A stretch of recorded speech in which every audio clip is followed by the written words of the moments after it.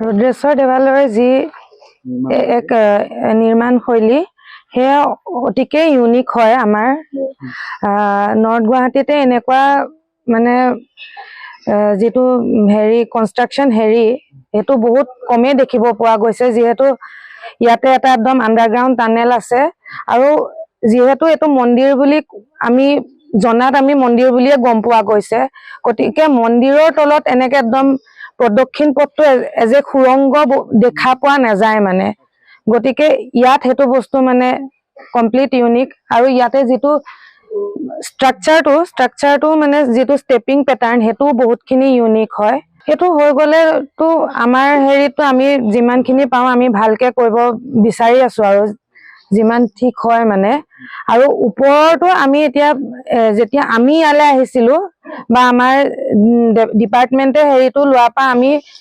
ইয়াত কাঠে পাইছো ওপৰৰ যেটো স্ট্ৰাকচাৰ আমি অৰিজিনাল স্ট্ৰাকচাৰটো এতিয়ালৈকে দেখা নাই গতিকে আমি এতিয়া কাঠেৰে বস্তুটো ওপৰৰ যেটো এক্সটেনশন হ'ব কাঠ আৰু পেৰিছেবল মেটেৰিয়েল দি আমি বনাম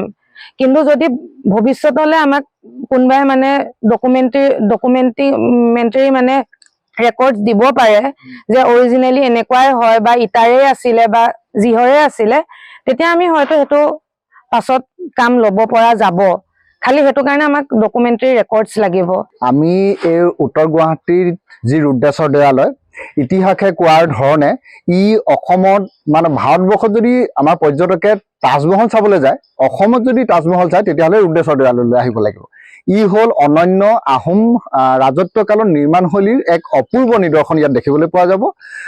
ইয়াৰ যিখিনি মানে আহোম ৰজাৰ দিনত যিখিনি কৌশল ইয়াত দুটা প্ৰকাৰৰ মছলা ইয়াত দেখিবলৈ পোৱা গৈছে এক প্ৰকাৰ হল যেটো মাটিৰ কৰাল বুলি কয় মছলা আৰু এক প্ৰকাৰৰ যেটো চুন চুৰকি বুলি কয় যেটো হিলিখা মাটিমাহ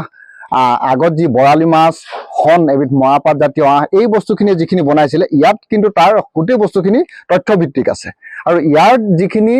ইটাৰ প্ৰকাৰ প্ৰায় ইয়াত আমি 20 প্ৰকাৰতকৈ অধিক ইটাৰ প্ৰকাৰ দেখিবলৈ পাইছো ইয়াৰ যিখিনি ইটাৰ মানে গঠন প্ৰণালী আৰু আমি যেহেতু এতিয়া ইয়াত সুৰংগ দেখা পোৱা গৈছিল সুৰংগ বিলাক যেহেতু জয়েন কৰিছে যেটো আহোম বুৰঞ্জীয়ে কয় যে গঠিয়াহিল আৰু লঠিয়াহিল ইয়াত যি বস্তুটো আমি ইটাটো যেটো জয়েন কৰিছো ওপৰত যেটো জয়েন কৰাটো কৌশল সেই বস্তুটো হল আপোনাৰ এটো গঠিয়া ইটা বুলি কোৱা হৈছে আৰু এই ইটাবিলাকৰ বৈশিষ্ট্য এনে ধৰণৰ যে আজি তাৰিখৰ বিজ্ঞানে কোৱা মতে এই ইটাৰ প্ৰায় 1000 বছৰ আয়ুস এটো হল ইটা বনোৱাৰ পাছত মিঠাতেলত ইয়াক ডুবাই ৰখা হৈছিল যাতে 1000 বছৰলৈ পানীয়ে ইয়াক নুহুহে গতিকে ই হল অনন্য আৰু মানে ইয়াত বহুতখিনি অধ্যয়ন কৰিবলগীয়া আছে গতিকে আমাৰ পৰ্যটক বুলিয়ে নকওঁ বা আমাৰ কোনোবা যদি গৱেষকৰত ছাত্ৰ বা ছাত্ৰী আহে এই দৌল দেৱালয় বা উত্তৰ গুৱাহাটীৰ এই অঞ্চলটোত ৰুদ্ৰসিংহ স্বৰ্গদেৱে প্ৰায় 7.5 লাখ সৈন্য লৈ বংগদেশে আক্ৰমণ কৰিবলৈ ইয়াত গোট খাইছিলে গতিকে ঐতিহাসিকভাৱে এই অঞ্চলৰ গুৰুত্ব বহুত বেছি আছে আৰু পৰ্যটন বিভাগৰ ক্ষেত্ৰত অনন্য বুলি ক'ব বিচাৰো আমি